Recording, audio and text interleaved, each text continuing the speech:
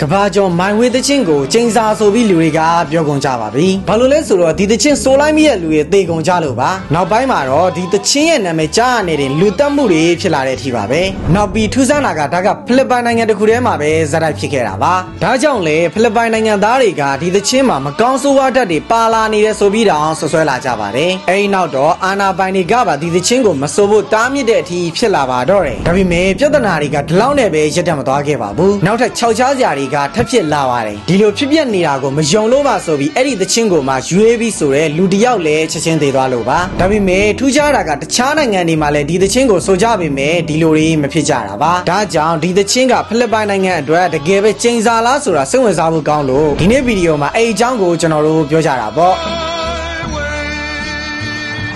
ဖိလစ်ပိုင်နိုင်ငံသားတွေမှာယူမူမူဆွဲလန်းတဲ့အလေးထားတစ်ခုရှိပါတယ်။အဲ့ဒါကတော့ကာရာအိုကေဆိုင်တွေမှာတချင်းဆိုရတာကိုအတော်လေးသဘောကျကြတာပါ။ဒါပေမဲ့သူတို့မသိကြတာကအဲ့ဒါကပဲသူတို့ကိုအဆိုးဆုံးဖြစ်စေတော့မယ်ဆိုတာကိုပါ။ဒီဖြစ်ရဆိုးတွေရဲ့အစကတော့1998ခုနှစ်မှာပါဖြစ်ခဲ့တာပါ။ပိတ်ရက်ဆိုတော့ထုံးစံအတိုင်းကာရာအိုကေဆိုင်တွေမှာကိုယ့်အဖွဲ့နဲ့ကိုယ်တချင်းဆိုနေကြတာပါ။အဲ့ဒီမှာဟိုဘက်အဖွဲ့နဲ့ဒီဘက်အဖွဲ့တချင်းတူတူပေါင်းဆိုဖို့သဘောတူလိုက်ကြပါတယ်။ဒီဘက်အဖွဲ့ကဂျင်မီကမိုင်ဝင်းတချင်းကိုခန်းစားချက်ပြည့်နေဆိုနေခဲ့တာဒါကိုဟိုဘက်အဖွဲ့ကတိုနီကကြားဖြတ်ပြီးအတင်းဝင်ဆိုပါတယ်ဂျင်မီကဒါကသူ့ကိုစော်ကားတာဆိုပြီးရံပြစ်ကြရင်တိုနီကိုတတ်လိုက်မိပါတယ်အဲဒီနောက်တော့အဖြစ်ဆိုးတွေကဇက်တိုက်ဖြစ်လာပါတော့တယ်ဒီတချင်းကြောင့်အနည်းဆုံးလူ12ယောက်သေခဲ့ရပါတယ်ထူးခြားတာကတခြားတချင်းတွေဆိုရင်ဘာမှမဖြစ်ကြပေမဲ့မိုင်ဝေးတချင်းဆိုမှဒီလို6ချားစရာတွေကြုံကြရတာပါအဲ့ဒီအထက်မှာ2009ခုနှစ်မှာဖြစ်ခဲ့တဲ့အဖြစ်ကတော့ဖိလစ်ပိုင်တနိုင်ငံလုံးကိုတုံးလို့သွားစေခဲ့ပါတယ်အဲ့ဒီနေ့မှာလူတယောက်ကကာအိုကေဆိုင်မှာတချင်းဆိုနေတာပါဒါကိုဆိုင်လုံခြုံရေးဝန်ထမ်းကလည်းလိုက်ကနေခဲ့ပါသေးတယ်ဒါပေမဲ့အဲ့ဒီလူက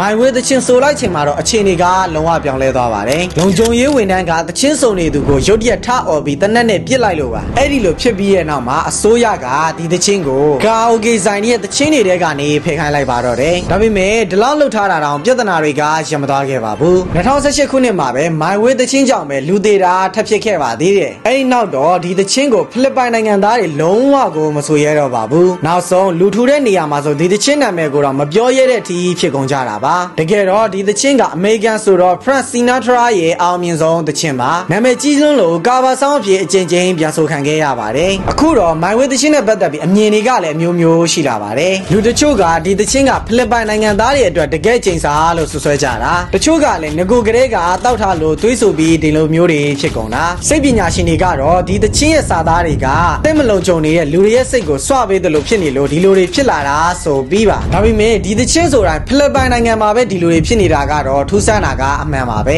ဘာလို့လဲဆိုတော့တခြားနိုင်ငံတွေရဲ့ကာအိုကေဘားတွေမှာမိုင်ဝေးသချင်းဆိုကြပေမဲ့ဒီလိုတွေမဖြစ်ခဲ့လို့ပါထင်မြင်ချက်တွေဘလို့ပဲရှိနေကြပါစေစင်မကောင်းစရာတွေကပြတ်ပြတ်သွားမှာမဟုတ်ပါဘူးအထူးသဖြင့်ချစ်ခင်ရသူတွေကိုဒီလိုပုံစံနဲ့ဆုံးရှုံးလိုက်ရတဲ့မိသားစုတွေကအတော်လေးခံစားကြရမှာပါဒီတော့အယုံကြည်ရှိသည်ဖြစ်စေမရှိသည်ဖြစ်စေဖိလစ်ပိုင်နိုင်ငံကိုရောက်ခဲ့မယ်ဆိုရင်တော့ဒီမိုင်ဝေးသချင်းကိုတော့မဆိုမိပါစေနဲ့ခင်ဗျာကျွန်တော်က Creative Voice Academy ရဲ့ founder အောင်စုပိုင်ပါကျွန်တော်မှာဒီလိုမျိုးစိတ်ဝင်စားကြဗီဒီယိုမျိုးတွေကိုဘယ်လိုဖန်တီးရမလဲဆိုတာတွေကိုသေချာချာကိုအစာအဆုံးသင်ကြားပေးနေတဲ့သင်တန်းတွေရှိပါတယ်ခင်ဗျာကဲဒီတော့ဗီဒီယိုကောင်းတွေဖန်တီးတဲ့ channel ဆိုလို့ရှိရင်တော့ Creative Voice Academy မှာသင်တန်းလာအပ်လို့ရပါတယ်ခင်ဗျာ